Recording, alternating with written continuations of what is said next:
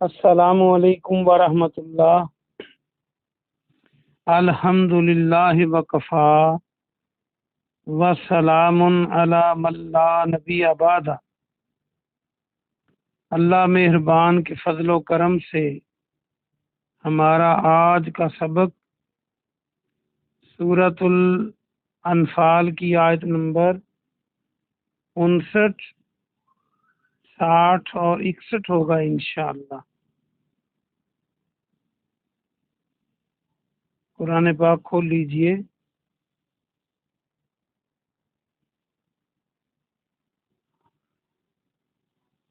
آیت نمبر 58، 59 اور 60، 58 پہ آ جائیں۔ اعوذ باللہ من الشیطان الرجیم، بسم اللہ الرحمن الرحیم۔ و اما، اور اگر، تخافن، آپ کو واقعتاً ڈر ہو، تاکہ معنی آپ نون کے اوپر جو شد ہے یہ تاکید کو ظاہر کرتا ہے، اور خافا جو ہے خا کے بعد واو لگا دیں الف کی جگہ تو خوف بن جائے گا۔ اگر آپ کو واقعتاً خوف ہو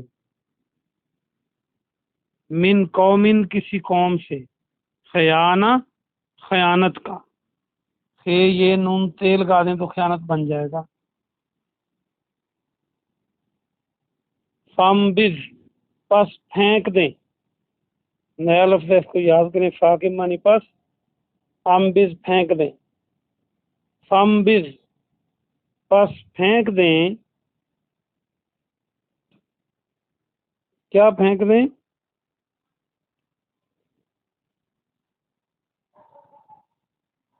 الیہم، ان کی طرف، علی سوائی، مساوی طور پر۔ سوا برابر کو کہتے ہیں، سوا کو مساوی بنانا ہو تو میم سین الف با چھوٹی یہ لگا دیں، مساوی بن جائے گا۔ کیا پھینک دیں؟ جو عہد کیا تھا، یہ بریکٹ میں۔ ان اللہ، بے شک اللہ، لا یحب الخائنین، محبت نہیں کرتا، پسند نہیں کرتا۔ یحب کو دیکھیں، یا کے معنی وہ حب اور محبت اور محبوب اور یہ سارے لفظ بن سکتے ہیں۔ لا یحب الخائنین، خیانت کاروں کو، خیانت کرنے والوں کو پسند نہیں کرتا۔ با محاورہ ترجمہ دیکھیے۔ اور اگر آپ کو کسی قوم سے واقعتاً خیانت کا ڈر ہو تو ان کی طرف مساوی طور پر وعدے کو پھینک دیں۔ وعدے کو بریکٹ میں کریں، چونکہ پچھلی آیت میں آیا تھا، پچھلی آیتوں میں، کہ اگر تم نے کسی سے عہد کر رکھا ہے۔ بے شک اللہ تعالی خیانت کرنے والوں کو پسند نہیں کرتا۔ ولا یحسبن، اور نہ، ولا اور نہ، یحسبن گمان کریں، اور نون کے اوپر جو شد ہے یہ پھر سٹریس کے لیے ہے، کام کو کرنے کی تاکید ہے۔ ہرگز گمان نہ کریں، یا کے معنی وہ، ہا سین با جو ہے، یہ حساب اگر بنانا ہو تو سین کے بعد الف لگا دیں تو اردو والا حساب بن جائے گا۔ وہ حساب نہ لگائیں، وہ نہ سمجھیں، وہ گمان نہ کریں۔ الذین، وہ جو، کفروا، جنہوں نے کفر کیا، سبقو، وہ سبقت لے گئے، وہ نکل گئے، وہ آگے چلے گئے۔ انہم، بے شک وہ، لا یعجزون، لا کے معنی نہیں، یا کے معنی وہ، آخر پہ واو نون جمع تو عین جیم زا بچا تو عجز و انکساری ہم اردو میں اور فارسی میں استعمال کرتے ہیں، یا پھر عاجز بنانا ہو عین الف جیم سے بن سکتا ہے۔ لا یعجزون، نہیں وہ عاجز کر سکتے۔ با محاورہ ترجمہ دیکھیے۔ اور نہ ہرگز گمان کریں وہ لوگ جنہوں نے کفر کیا کہ بچ کر وہ نکل گئے، بچ کر کو بریکٹ میں کریں کہ وہ نکل گئے، بے شک وہ عاجز نہیں کر سکتے، بریکٹ میں اللہ کو۔ اگلی آیت دیکھیں، وَأَعِدُّوا، اور تم سب تیار کرو، اور واو الف جو آخر پہ ہے جمع سب، اعدو کو دیکھیں تو عین دال دال اس کا روٹ ورڈ ہے عدد۔ عدد کیا ہوتا ہے؟ فگر، گنتی، گننا۔ بندہ کب گنتا ہے؟ جب تیاری کر لے تو۔ جیسے جب کہیں جانا ہو تو آپ کہتے ہیں بندوں کو گن لے پورے ہو گئے، یہ آخری مرحلہ ہوتا ہے تیاری کا۔ وَأَعِدُّوا، اور تیار کرو، لہم ان کے لیے، لہم ما جو کچھ، مستطعتم جو تم میں استطاعت ہے، تم کے معنی تم، استطاعت الف سین تے الف عین تے، استطاعت بن جائے گا الف سین تے تو الف عین تے، استطاعت قوت، جتنی تم میں استطاعت ہو، من قوہ قوت سے، طاقت سے، من قوت ومن رباط الخیل، اور بندھے ہوئے گھوڑے، خیل گھوڑے کو کہتے ہیں، اور رباط کو یاد رکھنے کے لیے ربط، رے بے تو ربط، ربط کیا ہوتا ہے؟ رابطہ، مربوط، بندھا ہوا، آپس میں جو باہم جڑا ہوا ہو۔ تو جب گھوڑے بندھے ہوئے ہوں، بندھے ہوئے گھوڑوں سے مطلب تیار گھوڑوں سے، یہ نہیں کہ ان کی ٹانگیں بندھی ہو، گھوڑوں کو باندھ کر کھڑا کر کے پالا گیا ہو۔ ترہبونا، تم ڈراتے رہو، ترہبونا پہلے بھی پڑھ چکے ہیں، تاکہ منی تم، واو الف جمع کی علامت، اور راہب، راہبا، یہ جو پادری ہوتے ہیں جو عیسائیوں یہودیوں کے، راہب انہیں کہتے ہیں۔ وہ ایک راہب شام کے سفر میں ملا بھی تھا رسول اللہ صلی اللہ علیہ وسلم کو، جب آپ اپنے چچا کے ساتھ سفر کر رہے تھے تو ڈرنے والا، راہب اس کو کہتے ہیں جو اللہ سے ڈرنے والا ہو، تو یہاں وہی روٹ ورڈ استعمال ہوا ہے کہ تم ڈراتے ہو بے ہی۔ اچھا، خوف اور رعب میں یہ فرق ہے کہ اس میں خوف کا احساس زیادہ رہتا ہے، بے ہی اس سے، عدو اللہ، اللہ کے دشمن کو، عدو دشمن، عداوت کا لفظ جو ہے یہ آپ اردو کا بنا سکتے ہیں، اللہ کے دشمن کو، وعدوکم، اور اپنے دشمن کو، تمہارا دشمن یعنی ان کا، مسلمانوں کا، وآخرین، اور کچھ اور لوگوں کو، کچھ دوسرے لوگوں کو، کچھ دوسروں کو، من دونہم، ان کے دون، ان کے علاوہ کچھ اوروں کو، لا تعلمونہم، نہیں جانتے تم انہیں،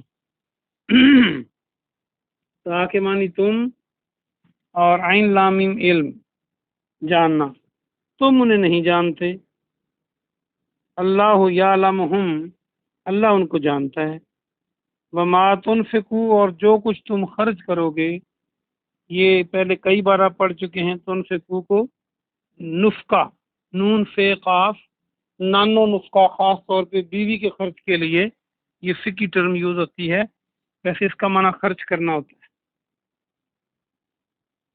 من شعین، کسی چیز سے، فی سبیل اللہ، اللہ کے راستے میں، یوفا، پورا لوٹا دیا جائے گا۔